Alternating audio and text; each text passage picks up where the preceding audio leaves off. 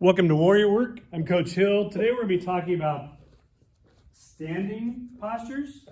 Standing postures are really interesting because a lot of people think of them as a waste of time. Again, Tai Chi Chuan Fa, Tai Chi came from yoga. Yoga uses lots of standing postures. And really the goal of standing postures is to build your structural integrity. It builds tendon ligament strength, and it relaxes the muscles, opens up your nervous system, makes you much more sensitive to energy. So again, Tai Chi Chuan Fa, the systematic building of the body's energy systems and the systematic destruction of the energy systems.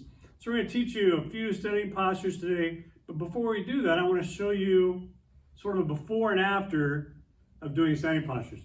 What I'm going to do is I'm going to use Coach Chris here, and I'm going to have him move into a full or a half lock position. Okay? In this half lock position, I'm going to test the structure of his body. What I do is, again, the more tense the muscle is, the easier locks work. So the more relaxed the muscles are, which standing postures do, the less they work. And again, also standing postures increases our tendon ligament strength. So I'm going to squeeze the hand, okay? As you can see, it already starts to impact him a little bit. I'm now going to push in a little bit, and you see his structure starts to collapse, okay? So the goal of locks, again, Tai Chi Chuan Fa, the systematic building of the body's energy system, the systematic destruction of the body's energy system. Same thing with Coach Roman here. Again, I squeeze the hand, I start to put the pressure in on him. And again, this pressure is really, when you get the locks down well, the locks are very small. It's like a little tiny circle of breath inside my body, okay? And then if I push or pull, again, that breaks the structure even more. Secondly, let's say I'm coming into Coach Ken's space, he puts his hands up and he says, hey, he can say, hard technique, stay away from me. He can say, what do you want? He can use a soft technique, hey, what's going on? What's happening? Or he can say, can I help you? So he can use anywhere from yin to yang, hard to soft. I come in, his hands up, okay? Some people will walk right in, okay? Other people will try to knock the hand down. Shoulder goes, hand goes, body goes. That might be an inward circle, might be an outward circle. So by doing standing posture, we're also going to learn to relax his hand. So that way, if I say, hey, stay away from me, you knock my hand down, my hand comes right back up, it circles back up. I don't keep it tense to where it locks in there. So the first standing posture, we're going to do each of these postures for a minute each. First posture is just feet shoulder apart and palms up. As they're doing that, I'm going to time them. You can do that along with us. If it gets really hard, just shake your arms out, do a little bit of swaying troops you've done in other videos, and then go back up to it, okay? You can put your hands down just for a second, so we'll start here in a moment. When we do that, your thumbs will be like on the wall behind you. So when we say thumbs on the wall, it's kind of that position. You can do a number of different breathing. You can visualize your heart, knees are slightly bent. You want to visualize your heart expanding, and you breathe out right arm. Visualize the heart expanding, breathe out the left arm. Visualize the heart expanding, breathe out both arms. So you'll be able to do a number of different breathing things as we do this.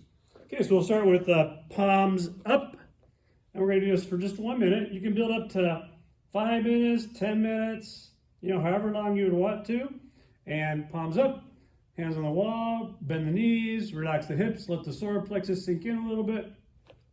Again, you breathe in through the nose, out through the mouth.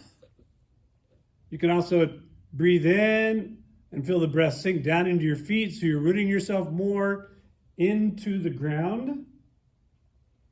Another thing with the breath, you can visualize the breath coming up your back through your spine and down, back the front in what they call a microcosmic orbit. It starts at the base of the spine, right in front of the perineum, goes up to the tip of the philtrum, right under the nose, and then you breathe out, and it goes back down to the perineum. In that case, they tell you to keep the tongue on the roof of your mouth and your sphincter slightly tensed. Okay, palms are going to go to a forward position. This is the basic Thai posture. Relax those thumbs. Good. Again, same kind of concept with the breathing. Relaxing and sinking. Visualize the breath traveling out the right arm through the fingers, Wiggle those fingers a little bit. Make sure those fingers aren't getting tense. There's different things you can work on these. Different hand things you can do with these. You can, make a fist, close it really tight, but keep the muscles relaxed, and then open the hand up. Lots of variations off of standing postures. When I first learned them, I'd been doing a lot of weight training, so they were very painful. Again, the tighter and stronger your muscles are, the harder these exercises are initially. Relaxing and sinking. Now our palms go to a down position. Just down, face straight down. Again, you want to relax the shoulders. You might find your shoulders kind of touching up. You want to get the hands a little higher if you can. There you go. And then relax the shoulders and the whole, let the waist sink in. Standing postures will find tension in your body that you did not know that you had. And it will help you to relax to a deeper state than you knew you could relax to. So after doing standing postures, it's amazing the deeper relaxation you'll move into.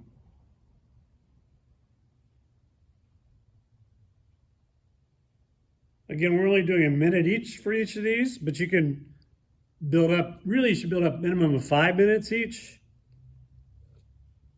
And then you want to move up into 10 minutes each. If you really want more of a martial level strength, then you can go all the way up to an hour each if you'd like. And then we turn the palms back as if the palms are on the wall. This is really where your shoulders kind of pull into play. Try to bring those hands up a little higher. Good. Those shoulders will be screaming. Tighter those shoulders are, the more those shoulders scream at you. Again, relaxing and breathing. Another thing I like to do is I like to kind of feels like my arms being stretched to the right, stretch to the left, so you can shift your weight a little bit to the right and to the left side. It's just one's pulling on your arm, stretching those muscles, relaxing them out of your shoulder sockets where they're stuck and stiff. Big difference in fluidity and movement. Only 12 seconds to go. Breathing, relaxing, sinking, softening, becoming more and more pliable. Okay, and then take a deep breath and gather all that energy up and harmonize. Let it go all the way into the feet. So again, we gather all that energy up, take a deep breath. Let it go down into the feet. And then we do swaying tree. Again, swaying tree, feet are flat, ankles, knees, hips, spine, shoulders, elbows, and wrists. Wrists flop onto the kidneys to let that kinetic linking open and soften. Okay, let's test that same posture. Oh no, we want to do one more exercise just to kind of connect all those things. This is called swooping eagle. We're going to have our hands out. We're going to stretch back, put our head up toward the sky, and then as we breathe out, turn the palms forward, bend down, turn the palms all the way to an up position. So again, we breathe in, stretch back, breathe out, turn the hands down. So like an eagle, you're soaring up to the sky, and then you are soaring, plunging down toward the earth. Do that 3 to 10 times. Again, harmonize. Connect it with swaying tree. Okay, so let's try that same posture we started at the beginning, the half lock. And again, you want to relax everything. And as I push it this time, it should feel more like it's going into your feet. Oh, look at that, good. I'm already putting about 2 or 3 times as much pressure on him as I did in the beginning. And his body's not collapsing. Relaxed muscle, energy can travel through, stronger tendon ligament. Okay, nice posture. Now, second level of this, you can see again, solid, not collapsing at all. As I start to push him and pull him a little bit, he's going to sway with me to let that body, kind of like a swaying tree effect, so he keeps his body balanced and even. So the first step in the defense of a lot of locks is solid structure. Because again, the goal of a lock is to systematically break your structure down And when you lock the joint and you stretch the tendon ligament, pain rushes in. Second one, he puts the hand up, okay? And again, I knock the hand down. Oh, how's that feel compared to the way it felt the last time? Big difference, huh?